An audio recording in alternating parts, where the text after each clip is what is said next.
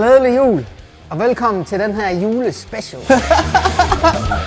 Nu får vi 4 adventsafsnit. Det bliver med mig, og det bliver med Jakob og Lasse. Her i første afsnit kommer vi til at gennemgå alt, hvad jeg har på mig, og så traditionen tro, så har vi selvfølgelig en kæmpe julekonkurrence, sponsoreret af Smederiet. Der er for 16.000 kroner heri. Er der for 16.000 kroner? Ja, altså inklusiv moms. Jo, men du skal tænke på, det er sikkert også private, der får det jo. Ja. Det er mange penge. Ja, det er fedt. Men inden vi går i gang, så skal vi lige have tændt julelyset. Er det nu? Det er nu, du skal. Kan du nå derovre? Du skal lige åbne på regulatoren.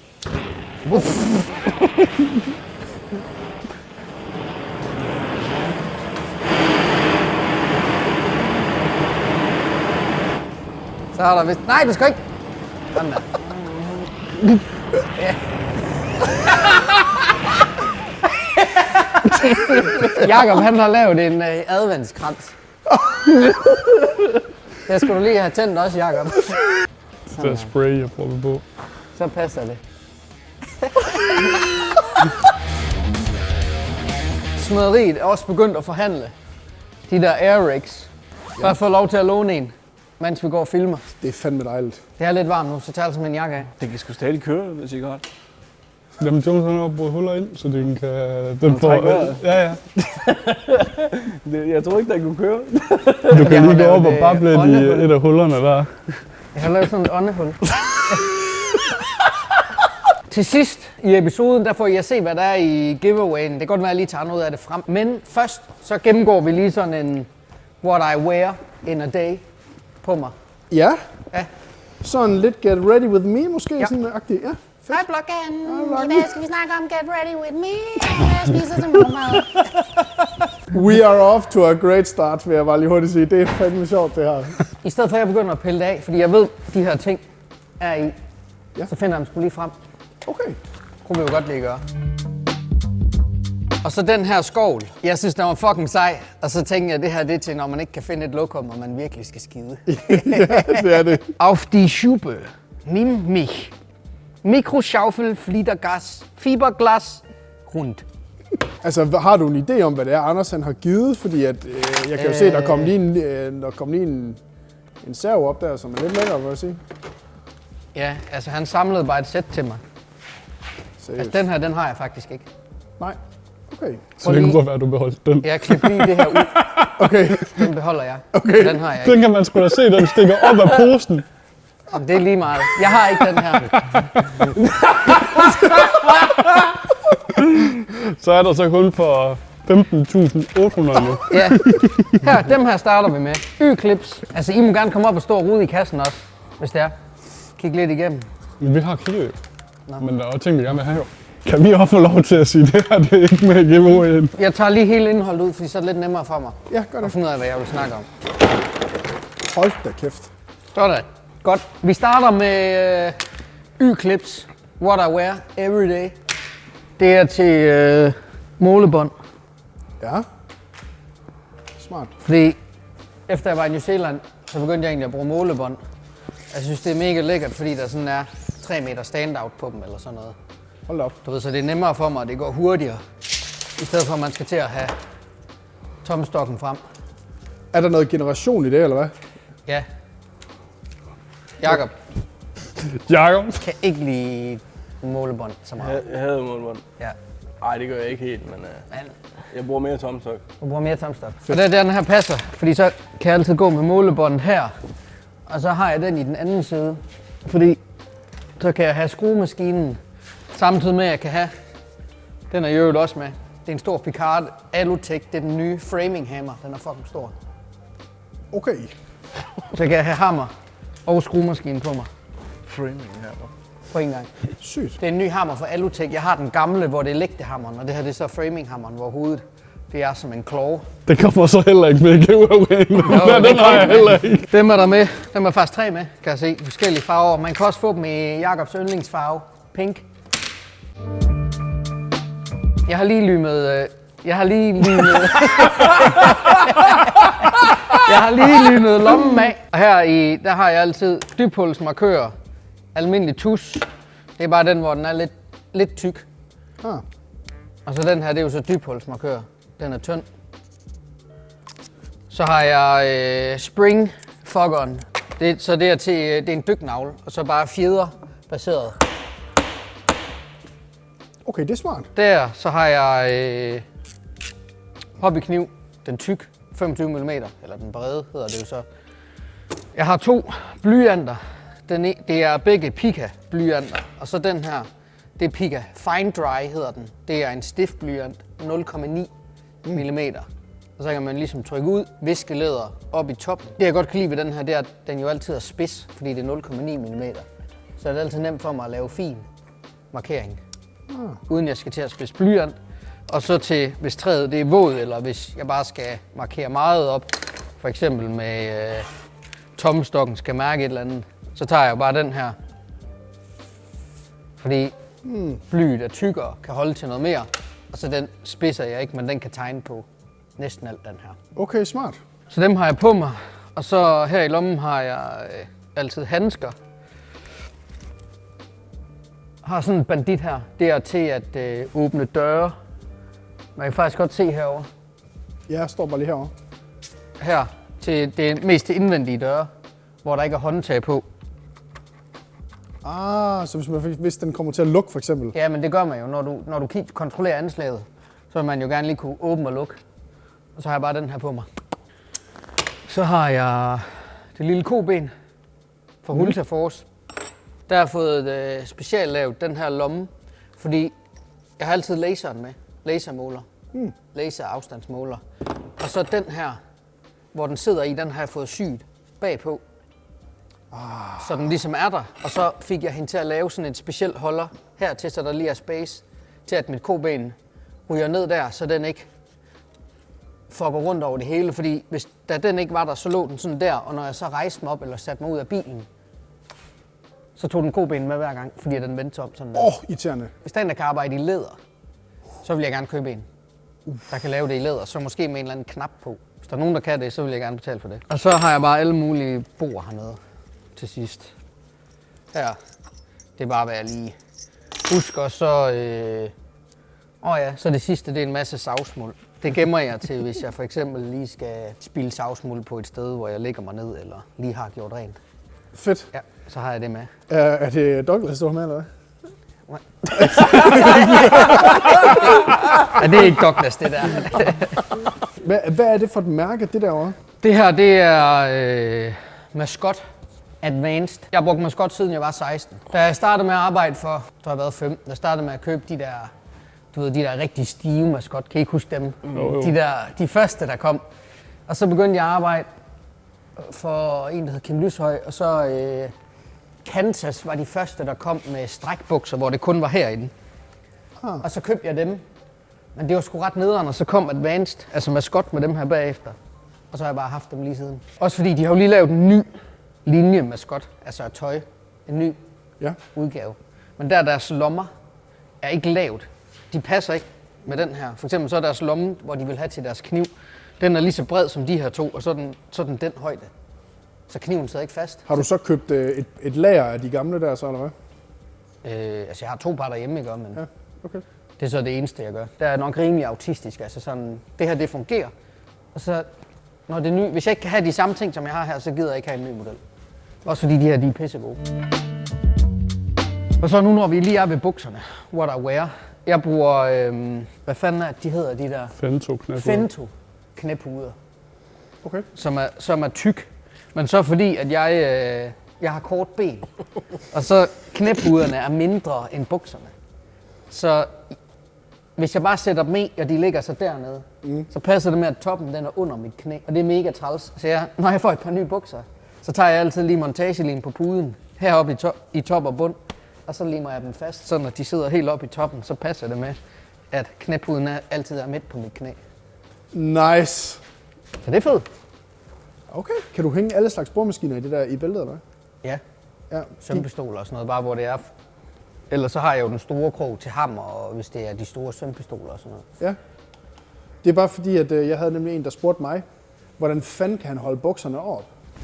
Jeg har bælt på. That's it? Ja. Altså mine bukser vejer vejer nok 8 kilo. Nej, gør de? Nej, det gør de. Det er virkelig meget. Nej, det gør de ikke. Jeg tænker, de vejer omkring de kilo eller vejer sådan. ret meget, men jeg har heller ikke... de er begyndt at lave sådan nogle strækbælter. Altså, hvor der er stræk i, men det synes jeg er træls, fordi så skal, selvom man spænder dem til, så når der kommer mere vægt på, hiver de jo bukserne ned. Så der køber jeg bare dem her, det er fra Assevik, de her, hvor det så bare er fast, fordi så udvider det så ikke. Jeg er jo en rigtig maskotpige, så jeg har ikke brugt andet end maskot. Men de 2 bøvhoveder derovre, de har brugt en del forskellige bukser. Jeg tænker lige, vi skal have dem med ind. Ja. Ja. Jamen, velkommen over, for helvede. Vi har jo selv maskot. Vi har jo maskot på nu. Ja, men det er jo fordi, I har brugt det andet. Ja. Du piller bare med noget, hvis du vil, Jacob. Og værsgo. Fordi I har brugt maskot førhen. Nej, Nej, vi har brugt sneakers. Sneakers. førhen. Sneakers, de var rimelig tidlige til at komme med stretchbukser også. okay. Men de har ikke fuld stræk. Nej, de havde ikke fuld stræk. Var det ikke også kun i... Det var kiler herinde i skridtet, men de er flækket. Det var hver gang. Det er lår. På jer begge 2. Ja, det er ikke kun Men fordi vi jeg var er fed. faktisk- Det er ikke kun fordi jeg er fed, men altså, de er flækkede. Men vi var faktisk fucking glade for dem, fordi sneakers lommer, de sad længere bagud. Så Nej, vi de kunne- er lidt sad længere fremad. Så er de længere fremme? De sad længere fremad. De sad længere fremme. Det er sgu da træls, så går man med dem på Nej, lommen. men det var bedre, fordi så kan den nemmere komme i inderlommen. Så Det var lidt- bedre, bedre. men det var lort, at de flækkede. Hvor I har cigaretter og telefon. Cigaretter, de bliver sgu mast, hvis de er derinde. Det er Jacob. Så det skider vi ikke her, det lort. Så det bliver maskot, fordi de er full straight. Hvad er det værste, I har prøvet af arbejdstøj? Spørger til Hættetrøjer. retlæggeren. Det ser så bøvlet ud. Jamen, jeg vil give fuldstændig ret i, det ser bøvet ud. Man ligner bare en, der ikke har lyst til Men at det være der, er, når man virkelig, går der. det er virkelig rart, at man ikke får det der træk der bagfra. Det er Der rart. er jo rimelig stor forskel på, hvad Jonas laver og hvad vi laver. Altså det er Jonas rigtigt. laver meget Han er nuller nuller indenfor pis, med ja. hans liste fucker, hvor vi Sådan lidt en, der gad mere- du godt at have. Når vi går op på Det gør jeg taget og faktisk. sådan noget, Det gad du blæser, faktisk godt. det blæser af helvede til at betale, så er det altså rart lige at have noget, der er der på kan- nakken. Men jeg vil give jer fuldstændig ret i, det ser bøvlet ud. Det ser bøvlet ud. Men det er rart. Prøv lige at notere det. Ja. Jeg tror, det er en af de første gange, Jacob han giver mig ret. Og så på ikke mindre end 4 forskellige Det laver kameraer. vi på. Det er til en reel. Ja, det Det er en reel, det der. bare lige en indskudt bemærkning her. Altså, fandt I egentlig nogensinde ud af, hvem der skulle betale for det der vindue? Det skal Jacob. Hvad snakker du om, mand? Halv skade. Jeg har solgt dit Jeg har- vindue. vi har solgt dit Jeg har vindue. ikke sagt, Jeg har solgt dit jeg har vindue. ikke skrevet 80, hvis du har sagt 90. Jamen, det er, Er dig, vi- er det er vi- dig, der har lavet ringen længere rundt fra 9-tallet. Nej, for jeg har været hjemme og kigge. Jamen, Det er en det er fordi, complete det er cirkel. fordi, du ikke Jeg hører har efter, ikke- jeg hvad har jeg ikke siger, skrevet når jeg 80. snakker til dig. Hvis du har sagt 90. Du har sagt 80, Ove. Du har sagt 83. Fordi du lige har stået indenfra. Nej. Nej. Hvad tog han? Skål, mand. Jeg har jo næsten alle Bliv da hængende, drenge. Jeg blev hængende. Du ved ikke, kan du ikke finde noget maling? Maling. Ja. Der står maling her. maling til. Jamen, vi har jo, det er fordi Anders han har fået, jeg købte jo dem her, der var i New Zealand. Det her, det er sådan en læbromad, eller sådan en Læbestift. til piger, der... Nej, det er sgu da den der til at male ender med, den er sygt nice. Jamen, det ligner sgu da sådan en, de putter puder i Læg op ansigtet. børsten. Nu vil vi godt pakke det op. Nej, ikke helt. Altså, Må jeg ikke pakke det op? jo, den der må du godt, men du skal ikke begynde at pakke det der ud, jo. Nej. Okay. Skal jeg fylde vand i? Eller maling i? Luxembourg. Det skal jeg ikke lige tage. Det er der, hvor du har din konto i skatteskjul. Ja, det er rigtigt. Jakob han laver så mange sort penge, at han har flyttet en konto til Luxembourg. Panama Papers. Er det ved den der? Der er en sprøjt med. When life gives you lemons, make lemonade. Ej, det er en gåde. Hvilke nødder har ingen skal? Det var jeg! Det er en pebernød. Ja, tilbage til historien. Da jeg var i New Zealand, så jeg dem her. Og dem kan man købe i Australien. Så jeg bestilte sådan 10 af dem, da jeg var i New Zealand og tog dem med hjem. Og så har jeg så fået Anders Smederi til at bestille dem hjem. Okay. Og det er sådan en til at endeforsejle. Nu har vi stumper heroppe. Du kan lige prøve at se den her. Det er det er beregnet til. For eksempel når vi laver facadebeklædning eller alt muligt andet beklædning. Nu er det jo så godt nok hvid, det her. Det er fucking smart, det her. Jeg kommer.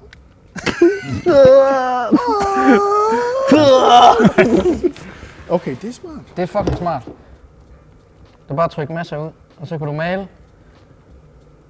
Nu er det jo så hvid, det her. Ja, men... Okay, det er smart nok, så det vil sige, at hvis man står deroppe, så har du bare siddende i bæltet. Ja, og så prøv at sætte låg på. Og så er det bare ned i lommen. Du skal bare klik ned. Og så har du den dernede, og den kan faktisk holde sig tør i... Hvis du glemmer den og tømmer den, så dør den. Men altså, 2-3 dage kan den sagtens. Okay. Nu er der så en mindre af dem med. Så er vi nede på 15.000. Du kan sgu da bare gøre den ren. Det her, det er fandme, det er altså noget mærkeligt noget. Det er jeg ikke helt forstået, i stedet for bare at bruge koben. Men det er faktisk ret smart, fordi så laver man ikke mærker på væggen. Man kan da bare holde en kile bagved. Det er kilen. Vi prøvede det inde ved Vi Jens. prøvede det inde ved Jens. Det er fucking lækkert. Det er...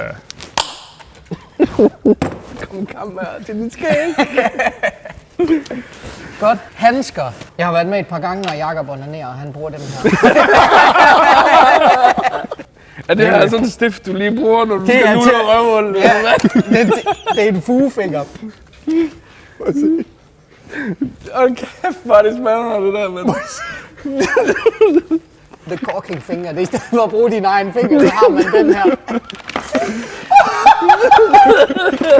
Så helt sådan blød, du ved. Hvis Ja, det er ligesom en finger. Det fede er jo, at det er lavet som om, der var lige en negl. Den er jo gennemført. Nej, jeg siger bare det, så det føles rigtigt. Vi har en mig, der finder med. Okay. Der er kun én, så du kan ikke få den her. Jeg sælger bare en af dem, du har i bilen. Så, Ja, det kan du godt. Du kan faktisk godt tage den her, jeg har i bilen. For jeg har 3. så vil jeg gerne have en af dem. Okay. Miter clamps. Viking arm. Kører rundt med dem. Nej, det gør den faktisk ikke. Lækkert. De er alt for dyre. 900 kroner. Ja, for sådan noget der. Du kan jo bruge en koben eller løfte det selv. Men var det ikke Stanley, du sagde, der havde lavet den, hvor den kunne nedad over? Jo, der kunne du Det trykke kan på. den her sgu da. Jamen, der kan du ikke pumpe den nedad. Jo, du kan. Nå, det kan du sgu da. Altså, den er... Det er smart nok. Ja, så vildt, fordi du kan jo få sådan en forhøjer til, så du kan tage kabinetter. Så passer det jo med højden, hvad det er, de der, hvad fuck er det, 50 eller 60 over. For akademikerne, forklar lige, hvad det er, I snakker om der. Men det er en Viking arm, og de har, altså, det er faktisk, jeg mener, det er en norsk opfindelse, og det er blevet kopieret af alle de store brands. Han har sikkert tjent herre mange penge på at sælge patentet på dem. Det vil jeg næsten bide mig selv i armen på. Men så kan man jo bare, jeg tror, den kan tage, hvor mange kilo er det? En Jakob. Kan du løfte mig? Jeg tror, den siger 1.500, gør den ikke? Så kan den lige tage dig. Fordi det her til, nu laver I en del Trolltech, det er Trolltech-skabelonen. Så var min idé egentlig, at man kunne tage, det var bare en eller anden tanke, jeg fik, at hvis man så kunne fuske et eller andet sammen her, så når du går og laver Trolltech, Ja, så i stedet for at du lægger den her ned i lommen, så har du fusket den her sammen. Og så lige trække den over. Du skal jo have skruen i den hånd også. Har du 3 hænder? Nej, men så, jeg går sgu da, går I ikke altid og sætter skruerne i? Jo. Jeg er nede på. Det er bare øjemål. Jamen her så er det jo præcis. Det er ens øjemål øje. Ej, Ja, der er lidt forskellige holdninger til, hvordan man gør det. Mit øjemål er præcis. Det er fandme sjovt sagt. skal vi prøve? Det kan vi da. Tester vi det. Der var en hammer her. Her, der er skruer her. Så skal du sætte alle 6. Nej, men sætter kun 4. Så kun 4. Så sætter du 4. Hvad er på højkant? Hvor meget tror du på dig selv? Jeg tror, jeg kan godt sætte 2,5. Så lige er den her 2,5. Jeg kan godt lige kigge på min tomstok først. Ja. Ja, den er jo 5. Ja, den er jo så... Jamen, det passer med 25 25. cent, Nu skal Jakob lige vise, at hans øjemål er præcis, så han sætter 4 skruer 25.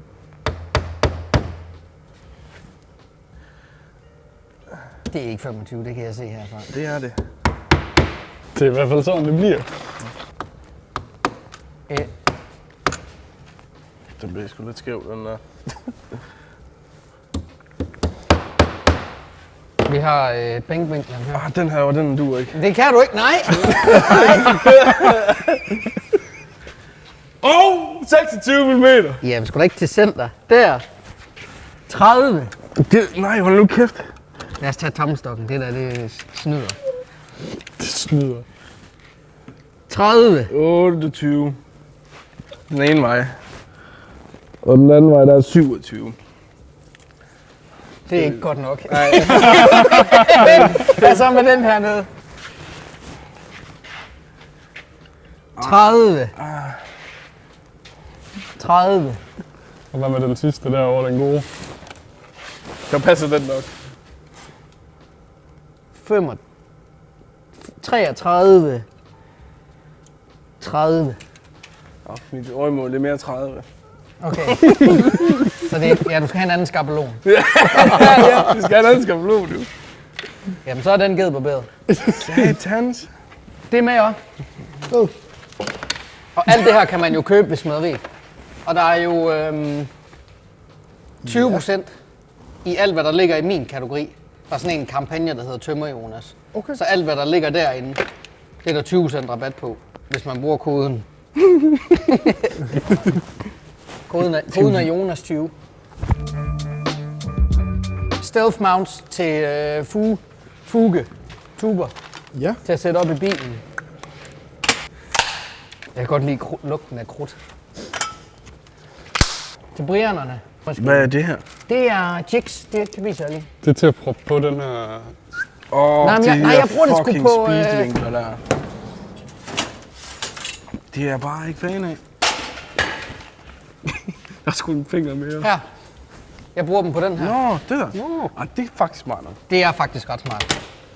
Også fordi, hvis du så skal lave trapper, og du har fundet vinklen.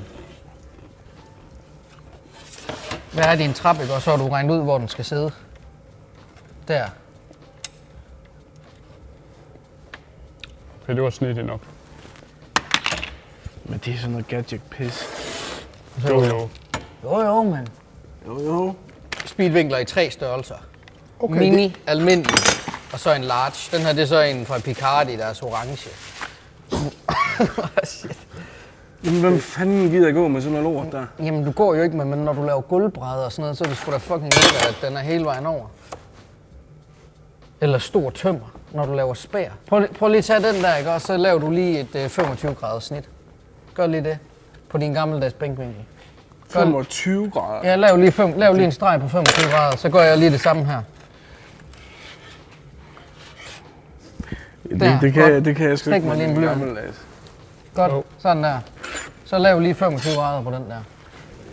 Nå, ja, på den der? Ja, gør det. Ja, det kan jeg da godt på den der. Ja, men det er da ikke 25 grader, det er det. Det? Det er da ikke 25. Nej, det er den anden vej, Benny.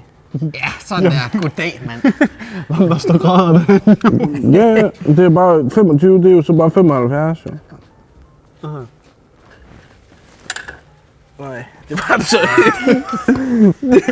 Så det behøver vi ikke tale om. Men så for eksempel den her, ikke, kan man jo have i lommen sådan her. Nemt tage op og ned, hvor nu den her kan jo, I har jo ikke den, der er justerbar. I har jo den faste. Og så går I rundt med den i baglommen sådan her. Ja, det er da fint. Du Ja. får håndtaget der i baglommen. Det er med. Diskussion. Det var lidt irriterende. Det er bare et tændstål, fordi jeg synes, det var fedt. Tændstål? Er det tændstål der? Ja, du må gerne prøve. Prøv at se, om du kan lave gnister.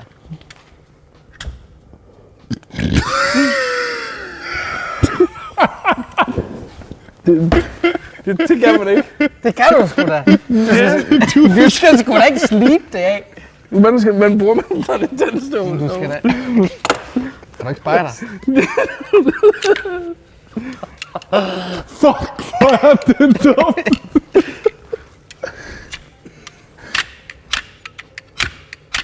Nå, det er anden malingsskage.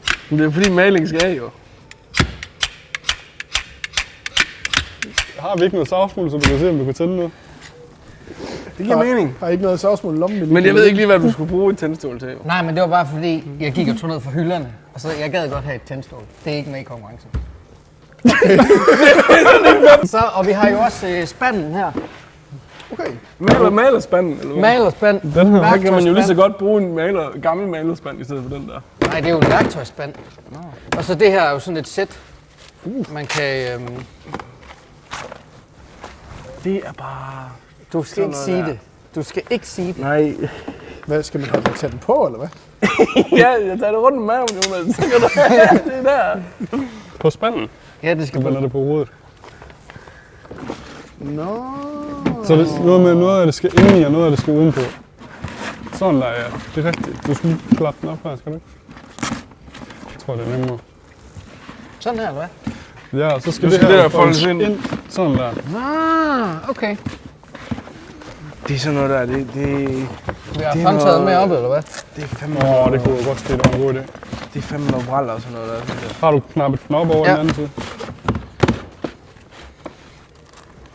Det er sådan nogle bytømmer eller sådan noget der. Folk, der ikke kan finde ud af at arbejde. Nej, Der det bruger sådan noget her. siger jeg ikke. Det er sat med noget mærke noget, altså. Men er det ikke smart nok til sådan at smide det hele ned i, eller Bare tager man bare en kasse? Man tager bare en spand. Ja, men her kan man jo så sætte sin stemmejern ned, organise lidt og sådan noget. Har du filmet ind bag Jacobs bil? Fordi så kan vi prøve at snakke om organize. Og så kan vi snakke om rodehylder, og så hvorfor det er bedre bare med en spand. Det kan vi jo faktisk godt lige smide lidt ting op i. Der. Det er det, du har sagt. Ja. Talmeter. Det er til at lave indvendige mål. Så den der fucker, den stikker ud, og så står der 2 slags tal på. Og så er det ene, det er med og uden, og det er 100 mm. Og det næste vinduesprojekt har jeg målt op med den her, så jeg er forholdsvis nervøs for det. 100 mm kan. Hvad har vi så mere, Jakob? Den her, den er sådan, det er også en dødslagshammer. Der er sand i. Hvad fanden er det for noget? Men det er sådan, så Så giver det lige et ekstra ja, man hammer. prøver at slå med den, der er fandme godt af i den. Det er noget mærkeligt noget. Det er fedt. Det er smart. Gerækmarker. Til at mærke op til gerækter, men også til, hvis du fx skal sætte tilsætninger på, eller køkkenskab, siden skal være. Frem og tilbage, indstil, mærke op. Nemt. Bitmag. Bitmag, de er gode. De er fucking Det er klasse. Ja, det er genialt. Hvad er det? Det er til at sætte på siden af skruemaskinen, og så er der bits. Så kan du have bits i. Så har du altid bits. 5 bits med. Ja, der. Det er så stealth mount, det der. Jeg har, men samme princip. Genialt. Bare et andet brand. Og så det der famøse tilsætnings... Uscribe Jack. Til at lave. Det er jo der, man har en maler, der ligesom tager de sidste skævheder. Det her, det bruger man til at lave tilsætninger. Alt muligt, når man forstryger, fordi så kan man sætte dem. Sætter man bare lige den her på tilsætningen, så sidder den på den side, og så ved man, okay, den er 100 mm, så kanten den skal rykkes 100 mm den vej, så tager jeg bare et eller andet på 100 mm, ofte en stump af tilsætning, ind på væggen, ned, save, passer. Okay. Det lød helt hjernedød. Ja, men det er pisse nemt, når man lige lærer at bruge det. Hak og save. Det er den dyre håndtag for Hultafors.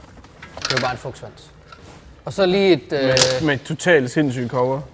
Den er jo dyr. Den koster... Jeg skal til at sige, at den koster 400, men det ved jeg ikke, om den gør. Det lyder dyrt. Så er det fandme bedre at købe en til 30 kroner, og så smide den ud bagefter. Det der så er med en fugtsvans, den har jo indbygget vinkel. Med en blyant der her. Hvor har du gjort det i lommen? Der røg sig en hånd. Så her er der jo lige indbygget 90 og 45 grader vinkel. Så vil jeg godt lige se dig lave en vinkel på 25 grader.